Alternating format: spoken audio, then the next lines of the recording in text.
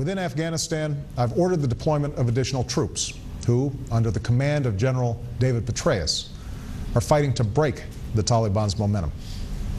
As with the surge in Iraq, these forces will be in place for a limited time to provide space for the Afghans to build their capacity and secure their own future. But, as was the case in Iraq, we can't do for Afghans what they must ultimately do for themselves. That's why we're training Afghan security forces and supporting a political resolution to Afghanistan's problems. And next August, we will begin a transition to Afghan responsibility. The pace of our troop reductions will be determined by conditions on the ground, and our support for Afghanistan will endure. But make no mistake, this transition will begin, because open-ended war serves neither our interests nor the Afghan people's. Indeed, one of the lessons of our effort in Iraq is that American influence around the world is not a function of military force alone. We must use all elements of our power, including our diplomacy, our economic strength, and the power of America's example, to secure our interests and stand by our allies. And we must project a vision of the future that's based not just on our fears, but also on our hopes. A vision that recognizes the real dangers that exist around the world, but also the limitless possibilities of our time. Today, old adversaries are at peace, and emerging democracies are potential partners. New markets for our goods stretch from Asia to the Americas. A new push for peace in the Middle East will begin here, tomorrow. Billions of young people want to move beyond the shackles of poverty and conflict. As the leader of the free world, America will do more than just defeat on the battlefield those who offer hatred and destruction. We will also lead among those who are willing to work together to expand freedom and opportunity for all people. Now that effort must begin within our own borders. Throughout our history, America has been willing to bear the burden of promoting liberty and human dignity overseas, understanding its links to our own liberty and security.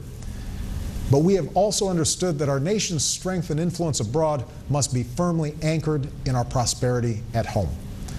And the bedrock of that prosperity must be a growing middle class. Unfortunately, over the last decade, we've not done what's necessary to shore up the foundations of our own prosperity. We spent $1 trillion at war, often financed by borrowing from overseas. This in turn has shortchanged investments in our own people and contributed to record deficits. For too long, we have put off tough decisions on everything from our manufacturing base to our energy policy to education reform. As a result, too many middle-class families find themselves working harder for less, while our nation's long-term competitiveness is put at risk. And so at this moment, as we wind down the war in Iraq, we must tackle those challenges at home with as much energy and grit and sense of common purpose as our men and women in uniform who have served abroad. They have met every test that they faced. Now it's our turn. Now it's our responsibility to honor them by coming together, all of us, and working to secure the dream that so many generations have fought for. The dream that a better life awaits anyone who is willing to work for it and reach for it. Our most urgent task is to restore our economy and put the millions of Americans who've lost their jobs back to work. To strengthen our middle class, we must give all our children the education they deserve and all our workers the skills that they need to compete in a global economy. We must jumpstart industries that create jobs and end our dependence on foreign oil. We must unleash the innovation that allows new products to roll off our assembly lines and nurture the ideas that spring from our entrepreneurs. This will be difficult, but in the days to come, it must be our central mission as a people and my central responsibility as president. Part of that responsibility is making sure that we honor our commitments to those who have served our country with such valor. As long as I am president, we will maintain the finest fighting force that the world has ever known. And we will do whatever it takes to serve our veterans as well as they have served us. This is a sacred trust. That's why we've already made one of the largest increases in funding for veterans in decades. We're treating the signature wounds of today's wars, post-traumatic stress disorder and traumatic brain injury, while providing the health care and benefits that all of our veterans have earned. And we're funding a post-9/11 GI Bill that helps our veterans and their families pursue the dream of a college education. Just as the GI Bill helped those who fought World War II, including my grandfather, become the backbone of our middle class, so today's servicemen and women must have the chance to apply their gifts to expand the American economy. Because part of ending a war responsibly is standing by those who have fought it. 2 weeks ago, America's final combat brigade in Iraq, the Army's 4th Stryker Brigade, journeyed home in the pre-dawn darkness.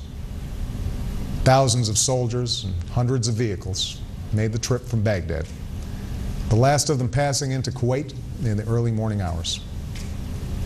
Over 7 years before, American troops and coalition partners had fought their way across similar highways. But this time, no shots were fired. It was just a convoy of brave Americans making their way home. Of course, the soldiers left much behind. Some were teenagers when the war began.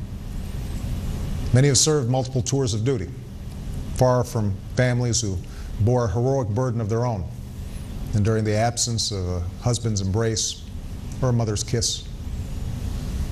Most painfully, since the war began, 55 members of the 4th Stryker Brigade made the ultimate sacrifice, part of over 4,400 Americans who have given their lives in Iraq. As one staff sergeant said, "I know that to my brothers in arms who fought and died, this day would probably mean a lot." Those Americans gave their lives for the values that have lived in the hearts of our people for over 2 centuries.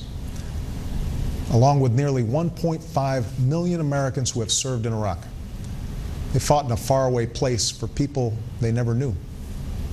They stared into the darkest of human creations, war, and helped the Iraqi people seek the light of peace.